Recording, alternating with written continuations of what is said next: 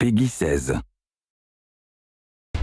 In 1983, amongst a wave of popular anti-heroes, vigilantes, and animalistic mercenaries, artist Keith Giffen and writer Roger Slifer introduced the world to a brand new villain in their popular Green Lantern spin-off, Omega Men.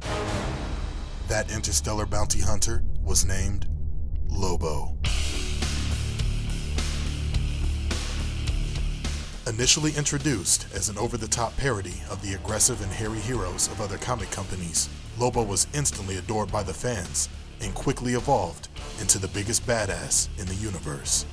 Leaving behind his purple and orange spandex, Lobo adopted the style and attitude of a typical American biker gang thug, frequently sporting a leather vest and boots over his ghostly white skin. When you got Lobo on your team, who needs Superman? Traveling the universe on his galaxy-hopping space hog, Lobo often leaves a trail of bodies in his wake. His aggressive demeanor and penchant for violence spans all the way back to his homeworld, where he single-handedly obliterated all of his kind in one genocidal swoop. For the past 30 years, Lobo has faced off against most of the DC universe, including Batman, Aquaman, and even the big man himself, Superman. Say it. I can't hear you. With superhuman strength and near invulnerability, Lobo was a deadly force to be reckoned with. After hell rejected him and heaven couldn't handle him, Lobo was permanently banished from the afterlife, making him fearless of death.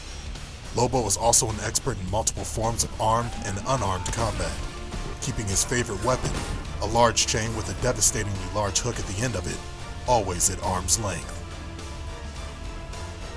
Today, as a Zarnian slaver, Lobo is still on the hunt for the next great bounty. But will the heroes and villains working under Superman's regime allow Lobo to wreak havoc on Earth, now that all crime has been abolished?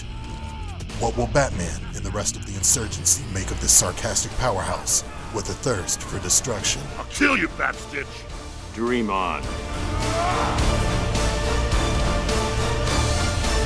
Find out as Lobo enters the fight, only in Injustice, Gods Among Us.